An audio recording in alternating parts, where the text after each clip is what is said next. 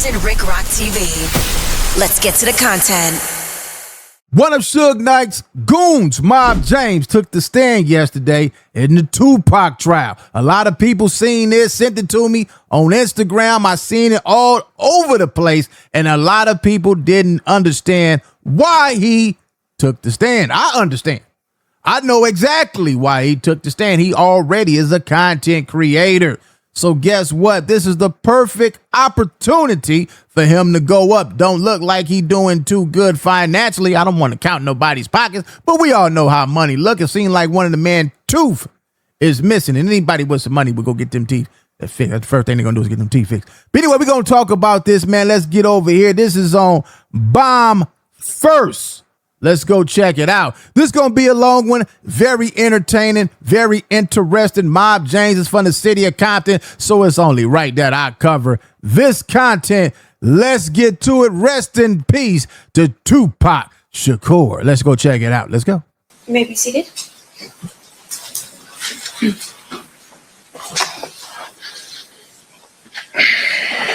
May I please have you state and spell your first and last name for the record? James McDonald, JAMES-MCDONALD. Thank you, Mr. McDonald. Mr. Paul, whenever you're ready. Thank you, Your Honor. Mr. McDonald, it's fair to say that you're here because of a court order. Is that right? Correct. That you didn't volunteer to come or anything like that? Not at all. Okay. But you were instructed by a court that you had to attend. Yes. Okay. I want to ask you about September 7th, 1996. Were you at Club 662? Yes. What was Club 662? It was a club that Suge bought, and we operated it. When he opened, I was head of security through the neighborhood. Just a place to go and hang out. Did the number 662 mean anything? Well, to the new guys, that was part of our neighborhood, 662, Okay. MOB. Okay, MOB. And when you say MOB, there used to be, before Apple iPhones and those types of things, when you had to have landlines and you press numbers, 662, there would be letters under those numbers, and M and O would be under 6. Is that right? Right. And B would be under 2? Yes. So 662 would be MOB. Yeah. All right, let me stop there. I know y'all want to say, Rick, let it keep playing, but we got to follow the guidelines and do the reaction the proper way. We're going to stop here. All right, so this the district attorney asking him about 662, and he basically already know that it's the numbers on the phone that represents your neighborhood. So guess what?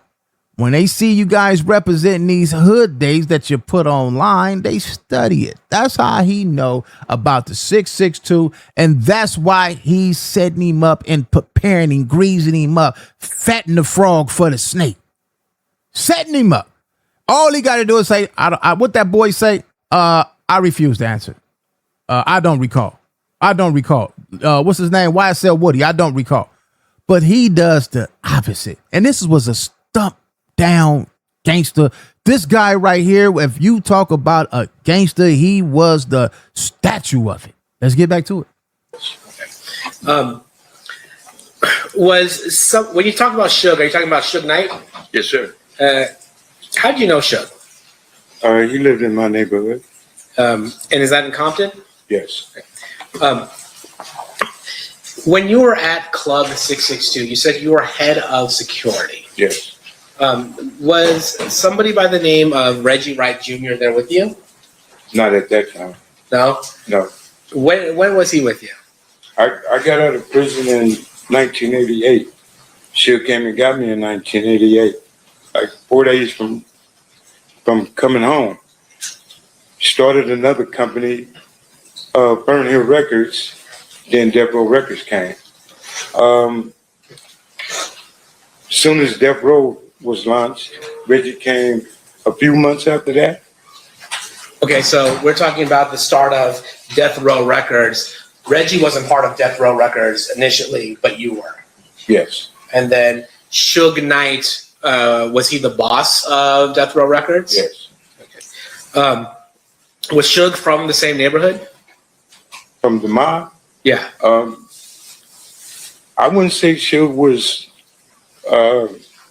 He was guilty by association. Okay. He wasn't from the neighborhood. He lived in the neighborhood. Man, I hate when dudes do that. I hate when, man, just say he from the damn neighborhood, man. If he grew up and was raised up over there, he from the neighborhood, man. I hate when people try to discredit and take credit from somebody. Oh, he's not from the hood. He's guilty by himself. Nigga, he from the hood, especially if he put money in your pocket. That's the homie. Yeah, that's the homie. He ain't got put on. It's a lot of dudes who ain't got put on from sets. But they grew up over there, they represent that. He represent where he was from. Had everybody talking about MOB when Tupac was on there. Now, Suge Knight. I'm going to switch it up. Suge Knight, the night of the assassination of Tupac Shakur. Suge Knight was in the car. Suge Knight said he seen exactly who was in the other car that did the shoot inside of their car. Now, y'all remember the guy who Tupac jumped in the casino, Orlando Anderson.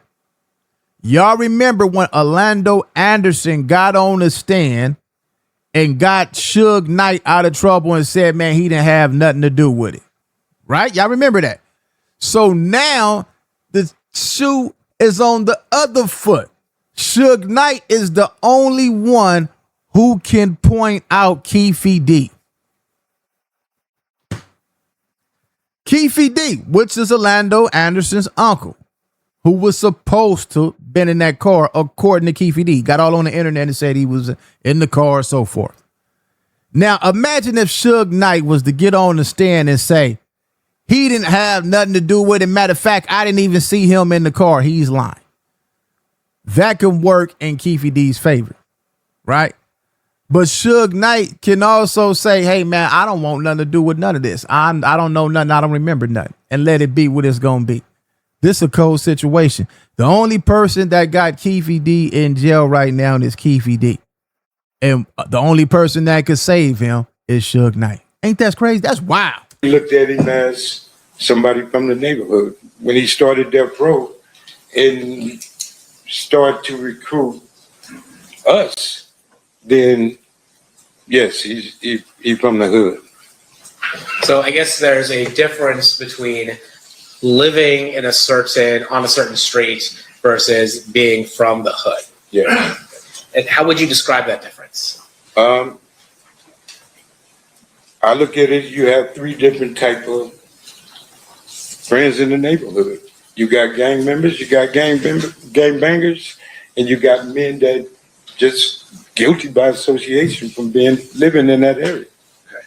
And can you tell me what the difference between a gang member and a gang banger is? And they already know. You ain't got to say nothing. Shut up. I plead the fifth. I don't recall. They already know. You don't have to say nothing. I'm pretty sure you're not going to say nothing. I haven't seen this, but I'm pretty sure he's not going to say nothing.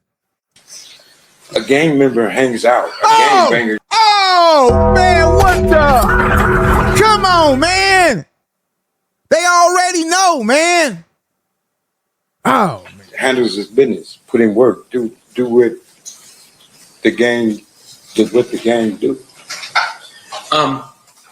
And what was your role with Death Row?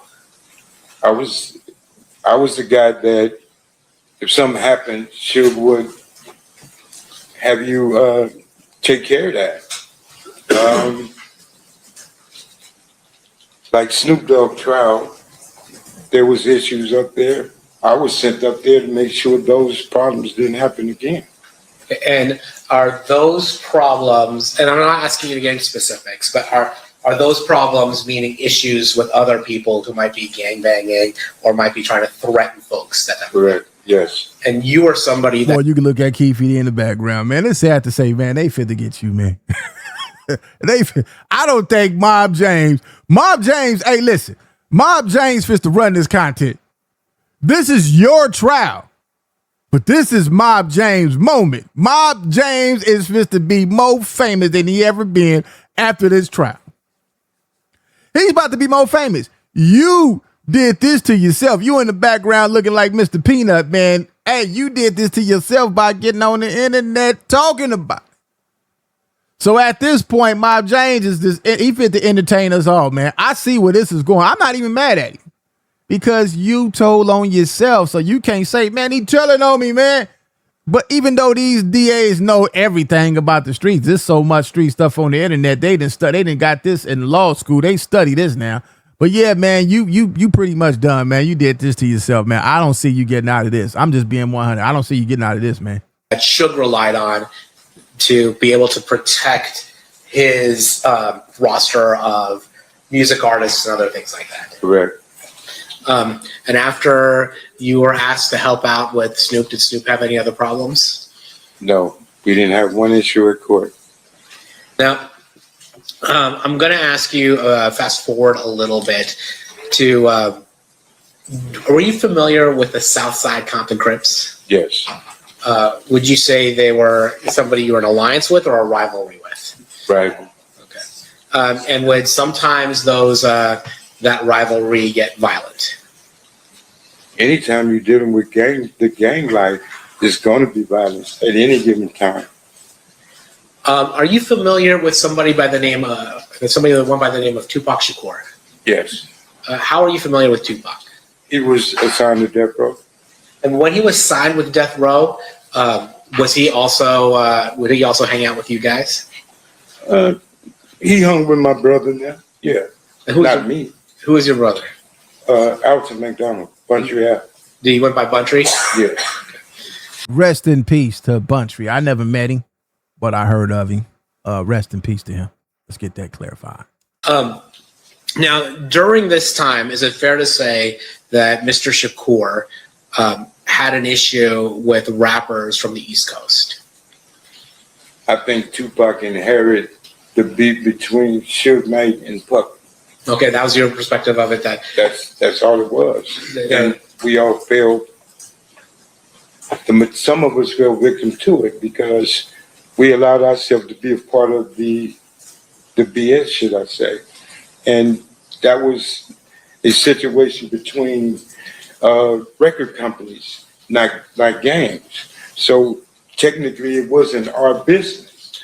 But when you had 20 men just fresh out of prison and didn't have a way of getting the things they wanted, getting a paycheck from Suge, we did almost anything and everything to get that paycheck. Now, was there another gang that was associated with Bad Boy Records, the East Coast record company that Puffy had? The only one I know of is Southside. Oh my God, man. So they already know. Everybody knows this is not like it's no, man, let me put on my death row chain. This the new death row right here, man. Let me put the death row in, represent death row, the old and the new, man. I love death row records, man. I love death row records, man. Shout out death row records.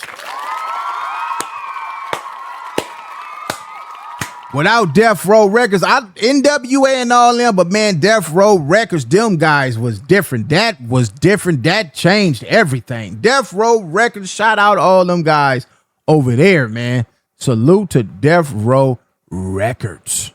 Let's get back to it, though. And did that escalate the tension between Mob Piru and Southside? At the time, there was no at war, it was peace.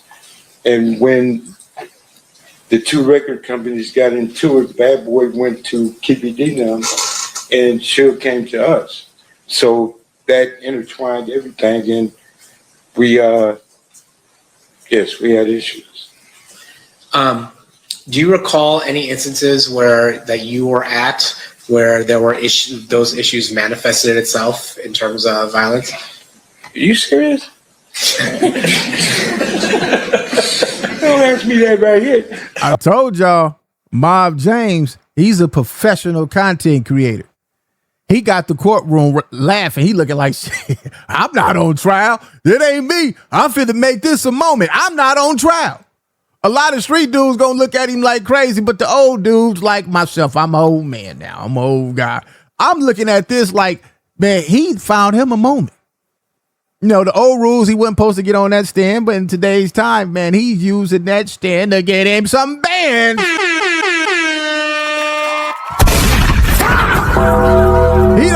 there, y'all. He looking like, man, I ain't got too much on this earth. I might as well get what it's worth. He getting his paper, man. I can't say that on both sides. When each neighborhood met each other, there was a lot of tension. I'd say that. Okay. Now I want to talk a little bit about September 7th, 1996. Mhm. Were you in Las Vegas on September 7th of 1996? Yes. Why were you in Las Vegas?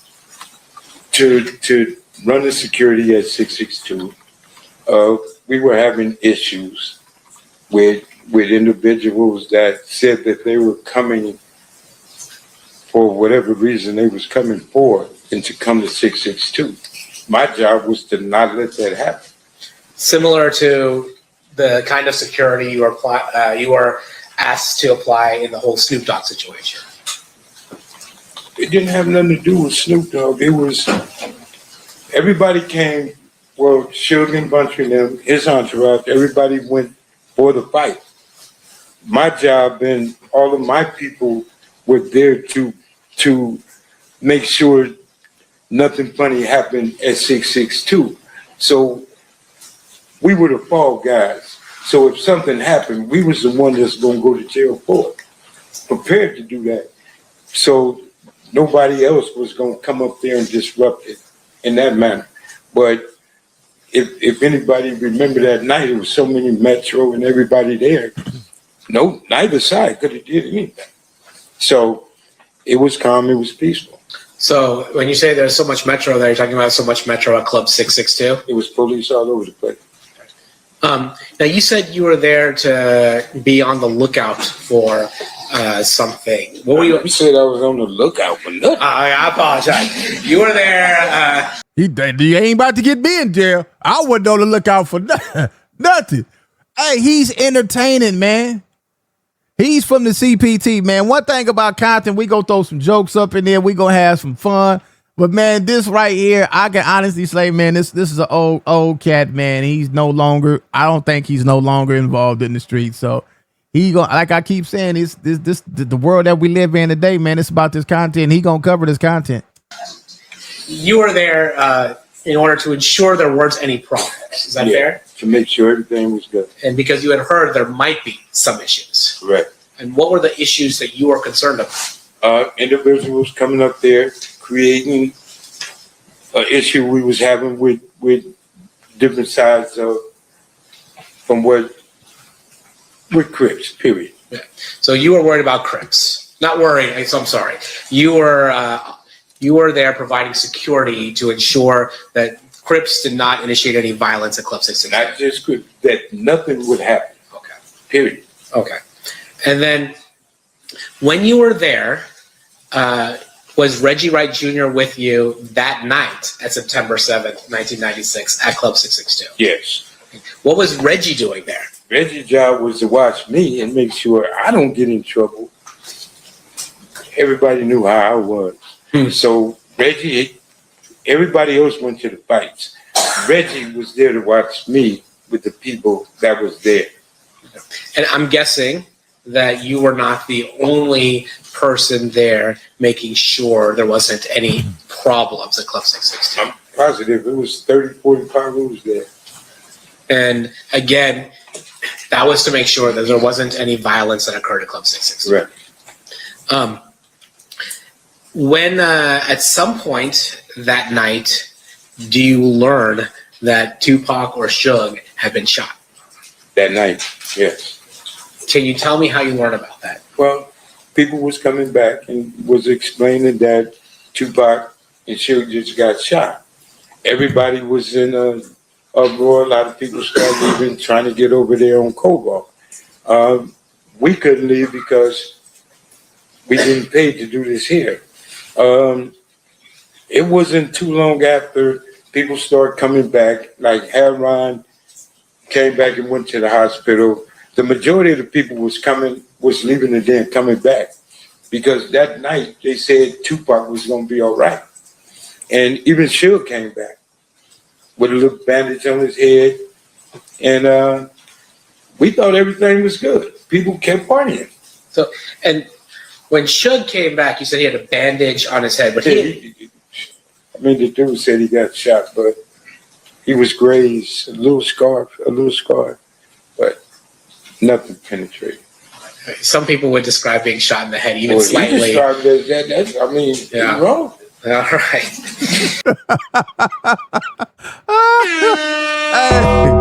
Hey, he playing the game. You can describe it that if you want. I'm not describing nothing. Hey, he playing. Listen, man. He playing the role, not playing the role, playing along, not playing along. But by the time they suppress and compress all this up, they gonna have everything they want. The rest is fillers. These people went to school for this, man, for college psychology. They good. They got the answers they wanted. Everything else just fillers. They didn't already got the important stuff they need from you. So when you find out, well, let me ask you this: was Reggie with you when you found out that Tupac and Suge were shot? Yes. And did it appear to you in any way that Reggie Wright Jr. was coordinating the murder of Tupac Shakur? Impossible. I mean, and I say this because you're aware that there have been some conspiracy theories that Reggie Wright Jr. is responsible for the murder of Tupac. And it's so not true. His father was implicated, and his father had something to do with it. Reggie Wright used to be a police officer. And here again, I've been knowing Reggie Wright over 50 years. His daddy, as a police officer, patrolling my neighborhood. He done took me to jail many times. He patrolled all our neighborhood. He patrolled all our neighborhood. He knew all our parents. He knew our family. He knew my family so good he had a baby by my cousin. Oh, man. Yeah.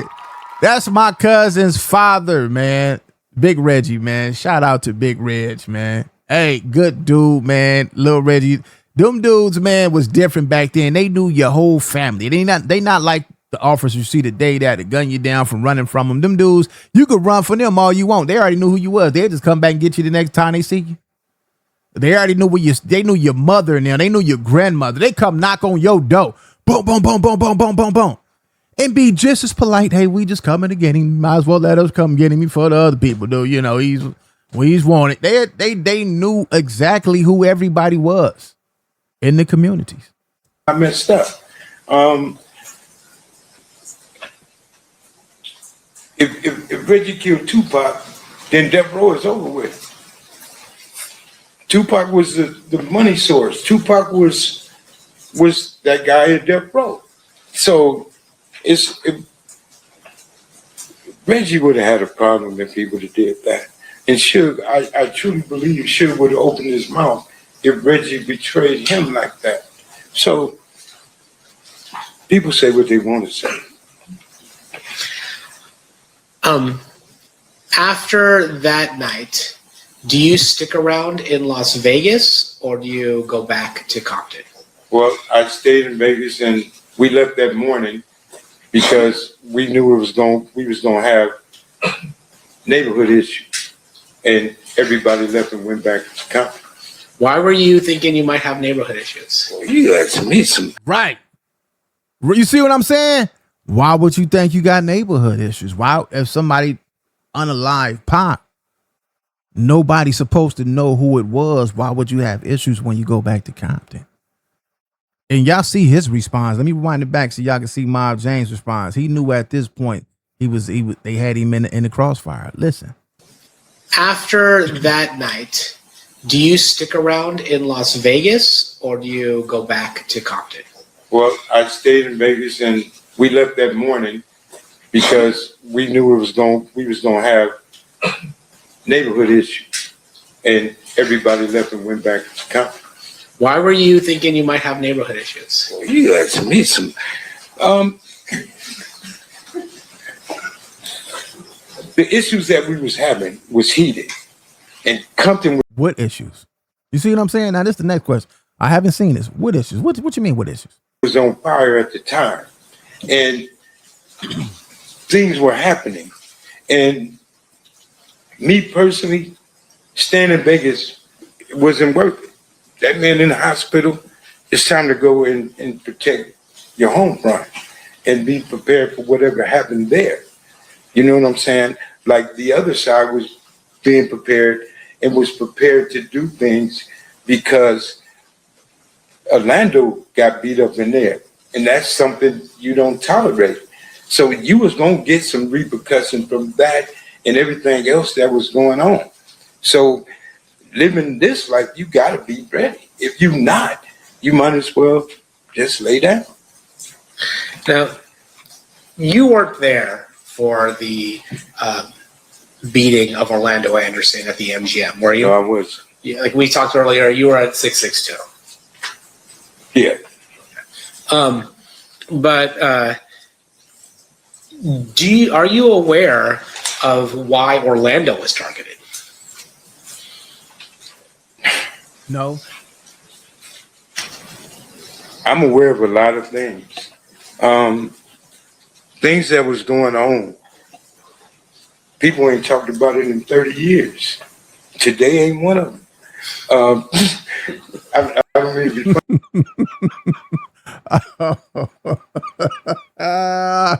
Man. But Man. here's the thing. A lot of things happened that night. A lot of things happened weeks and weeks after that night. Me or anybody else bringing up the dead is wrong.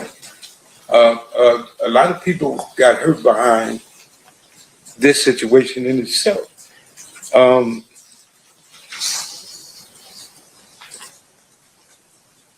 Living the life and how we lived in Compton is one thing. You bring back all of the guys that made it, like me, I'm 61 years old now, to rehash and relive this situation again. I told every attorney in here that tried to get me to come here, you better treat me as a hostile witness. And I think that's where I'm about to go now, because you're asking me questions. I can't answer those questions. Okay, well, let me ask you this. Then I'm not going to speak on Orlando. Let me ask you something about yourself. There was a rumor that Tupac had knocked you out one time. I'd have killed him. That would have been your response if that happened. Yeah, I'm being honest with you and everybody else. I said it on my podcast show. Him, Suge, and my brother. I'd have shot all three of them if he touched me. That's how I was living. Why is that? That's what I was back then. And so is it fair to say that your reputation and your standing in the neighborhood would require you to do something if you're going to get punked by somebody like Tupac? You don't have a choice, or you can't be there. Y'all see what's going on here, right? So basically, that was another setup. That was another curveball. He asked him, I heard Tupac knocked you out. You ain't heard that. You want to see the response on how a guy in the streets thinking. You want to paint the pattern, paint the picture. This is how they act. They emotional. Gang members are emotional. The moment you do something to them, the only way they know how to react is in revenge. So that was the whole curveball with that. Y'all gonna see why time finish it. I'm sorry. We're doing some side talking. No, that's my fault. I asked, would the being in the life that you were, if somebody like Tupac is punking you, like by punching you in the face or something like that, you would have to retaliate or you would lose your place in the neighborhood. You would have to go back home and fight everybody that called you a punk. You would have to go. There's some rules that you roll with and some rules you just got to handle. All right, we're going to end it right there, man. What do y'all think about Keefe D role in this? Y'all think, like I said, he just covering content at this point? I don't think he cared. This is 30 years old. At the end of the day, it's not on him. Everything is on Keefe D. They would have never knew anything if he would have never got on the stand. If he would have never wrote a book, and never got on these platforms and talked about it. Leave y'all thoughts in the comment section. Let me know what y'all think. It's Compton Rick Rock with Compton Rick Rock TV. Shout out Bomb First for the content. Let me send y'all over there so y'all go watch the rest of the content on that channel. This is Bomb First. Mob James explosive interview trial testimony. All right, so this is Bomb First. Y'all go over there and check that out. It's Compton Rick Rock, and I catch all of y'all on the next one. Like, comment, share, and subscribe to the channel, Compton Rec Rock TV. Also, hit that notification bell and catch every video when I drop.